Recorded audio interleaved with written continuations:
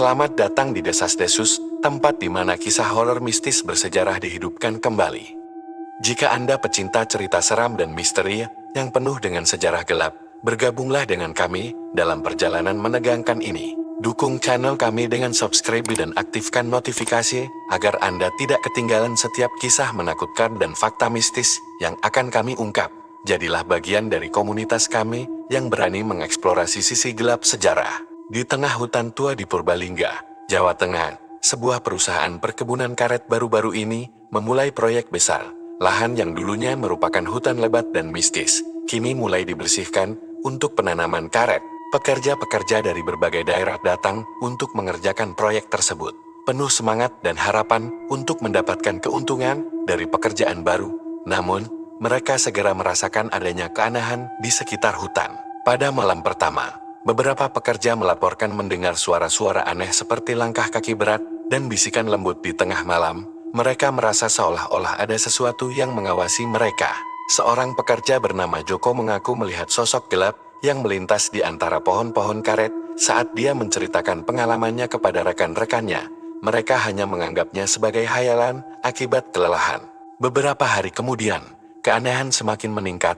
Beberapa pekerja merasa tidak nyaman dan mulai mengalami mimpi buruk yang sama tentang hutan dan sosok misterius. Mereka mulai percaya bahwa ada sesuatu yang tidak wajar di sana. Ketegangan meningkat ketika salah satu pekerja, seorang pria bernama Agus, menghilang secara misterius tanpa jejak. Keluarga Agus dan rekan-rekannya panik dan mulai mencari di seluruh area hutan. Namun hasilnya nihil. Perusahaan, khawatir dengan keamanan, memutuskan untuk meminta bantuan sekelompok penyelidik paranormal yang terkenal. Mereka berharap tim ini dapat mengungkap apa yang sebenarnya terjadi di hutan karet. Tim penyelidik paranormal yang terdiri dari Rani, Fajar, dan Andi tiba di lokasi pada malam hari. Mereka membawa peralatan canggih untuk mendeteksi aktivitas paranormal dan memulai penyelidikan mereka. Di malam pertama mereka di lokasi, tim merasakan suasana hutan yang sangat berat dan menakutkan. Suara-suara aneh dan bisikan halus terdengar di sekitar mereka, menambah rasa ketidaknyamanan. Rani menggunakan alat pendeteksi untuk mencoba menangkap energi paranormal. Dia menemukan beberapa titik panas di area hutan yang tampaknya lebih aktif daripada area lainnya. Fajar dan Andi menjelajahi area hutan yang lebih dalam, mencari petunjuk tentang keberadaan Agus. Mereka menemukan beberapa tanda-tanda aneh seperti jejak kaki yang tidak biasa dan benda-benda yang tampaknya tidak ada hubungannya dengan aktivitas perkebunan. Di tengah pencarian, mereka menemukan sebuah gua kecil yang tersembunyi di bawah akar pohon besar. Gua tersebut tampak seperti tempat yang cocok untuk bersembunyi, dan mereka memutuskan untuk memeriksanya. Di dalam gua, mereka menemukan beberapa benda-benda kuno dan ritual yang tampaknya milik penduduk lokal atau suku kuno. Ada juga simbol-simbol misterius yang terukir di dinding gua.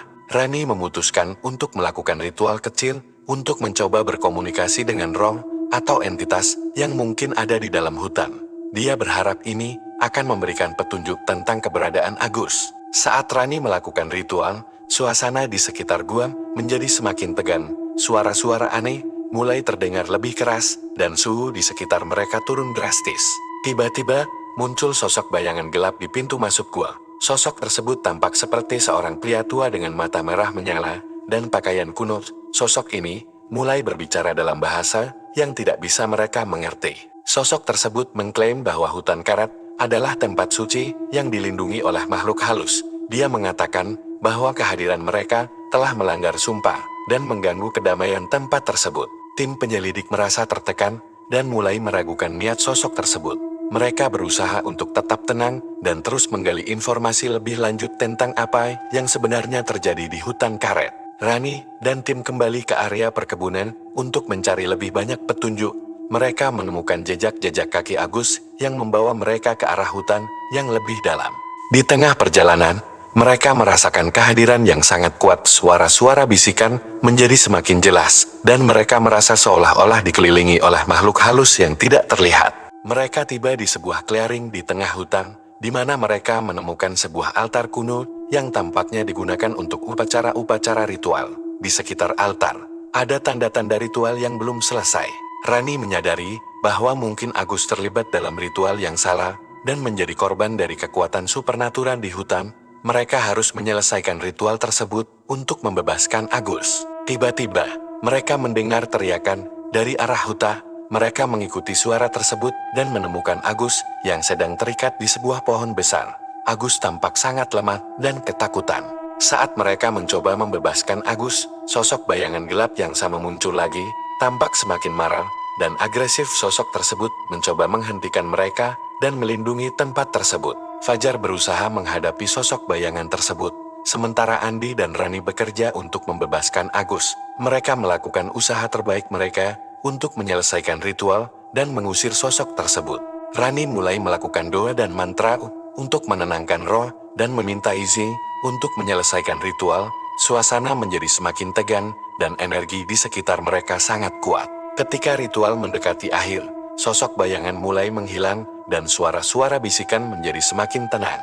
Mereka merasa bahwa mereka hampir menyelesaikan tugas mereka. Namun, tiba-tiba sosok bayangan muncul kembali dengan kekuatan yang lebih besar. Dia mulai menyerang mereka secara fisik dan suasana menjadi semakin kacau. Dalam pertarungan yang intens, Rani berhasil menggunakan alat pendeteksi untuk menangkap energi dari sosok bayangan dan menyalurkan energi tersebut ke altar. Hal ini menyebabkan sosok bayangan mulai melemah. Setelah pertarungan panjang, sosok bayangan akhirnya menghilang sepenuhnya. Suasana di sekitar mereka menjadi lebih tenang, dan mereka berhasil membebaskan Agus. Saat mereka kembali ke area perkebunan, mereka menemukan bahwa semua jejak dan benda-benda ritual telah menghilang. Sepertinya hutan telah kembali tenang setelah kejadian tersebut. Agus merasa sangat berterima kasih kepada tim penyelidik dan mengungkapkan rasa syukurnya. Dia mengatakan bahwa dia merasa aman dan tidak lagi terikat oleh kekuatan supernatural. Ketika tim penyelidik meninggalkan hutan, mereka merasa lega dan puas karena berhasil menyelesaikan misi mereka. Namun, mereka juga merasa terkejut dan bingung dengan apa yang telah mereka alami. Beberapa hari setelah kejadian, Rani dan tim menerima berita mengejutkan. Perusahaan perkebunan karet ternyata memutuskan untuk menghentikan proyek mereka di hutan dan kembali ke lokasi awal. Rani merasa curiga bahwa keputusan tersebut tidak hanya didasarkan pada alasan bisnis, tetapi juga mungkin terkait dengan kejadian paranormal yang mereka hadapi. Tim melakukan penyelidikan tambahan dan menemukan bahwa perusahaan tersebut memiliki latar belakang yang kelam, termasuk keterlibatan dalam praktik-praktik mistis dan ritual yang tidak diketahui banyak orang. Mereka menemukan dokumen-dokumen lama yang mengungkapkan bahwa hutan karet adalah tempat suci bagi suku kuno dan memiliki kekuatan yang tidak boleh diganggu. Perusahaan mungkin telah memicu kemarahan makhluk halus dengan niat mereka. Rani dan tim merasa bahwa kejadian di hutan karet mungkin adalah bagian dari rencana yang lebih besar. Mereka harus menggali lebih dalam untuk memahami seluruh cerita di balik hutan tersebut. Selama penyelidikan, mereka menemukan bahwa sosok bayangan gelap mungkin adalah penjaga yang ditugaskan untuk melindungi hutan dari gangguan luar. Dia mungkin telah dipanggil kembali untuk melindungi tempat tersebut. Mereka juga menemukan bahwa Agus sebenarnya adalah bagian dari kelompok yang mencoba mengganggu hutan dengan niat buruk. Dia mungkin tidak menyadari apa yang sebenarnya dia lakukan dan menjadi korban dari kekuatan yang tidak dapat dia kendalikan. Rani merasa bahwa kejadian tersebut mengajarkan mereka pentingnya menghormati tempat-tempat yang memiliki nilai budaya dan spiritual.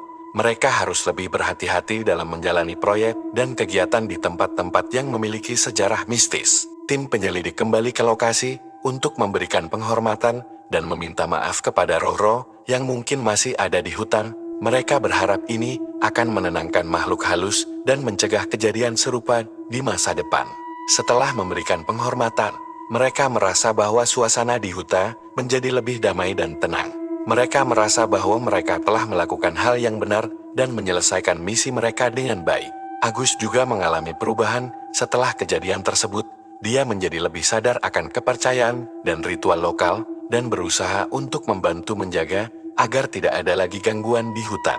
Perusahaan perkebunan karet akhirnya memutuskan untuk mengalihkan proyek mereka ke lokasi lain dan menghormati keputusan untuk menjaga hutan sebagai tempat suci. Mereka merasa bahwa ini adalah langkah yang tepat untuk menghindari masalah lebih lanjut. Rani dan tim kembali ke kehidupan mereka, tetapi pengalaman mereka di hutan karet meninggalkan kesan yang mendalam. Mereka belajar banyak tentang dunia paranormal dan pentingnya menghormati tempat-tempat yang memiliki nilai sejarah dan spiritual. Selama beberapa bulan berikutnya, Rani dan tim terus mendapatkan berita positif tentang perubahan yang terjadi di hutan. Tempat tersebut menjadi lebih tenang dan tidak lagi mengalami kejadian paranormal yang mengganggu. Mereka juga menerima penghargaan dan pujian dari komunitas lokal yang merasa bahwa tim penyelidik telah membantu mengembalikan kedamaian di tempat tersebut. Mereka merasa bangga dengan pencapaian mereka. Rani dan tim memutuskan untuk terus melakukan penyelidikan paranormal dengan lebih berhati-hati dan menghormati tempat-tempat yang mereka kunjungi. Mereka ingin memastikan bahwa mereka tidak menyebabkan masalah lebih lanjut. Akhirnya, mereka merasa bahwa pengalaman mereka di hutan karet telah mengajarkan mereka banyak hal tentang dunia supernatural dan pentingnya menghormati kekuatan yang tidak dapat dijelaskan. Mereka tidak akan pernah melupakan petualangan mereka dan pelajaran berharga yang mereka dapatkan dari hutan karet.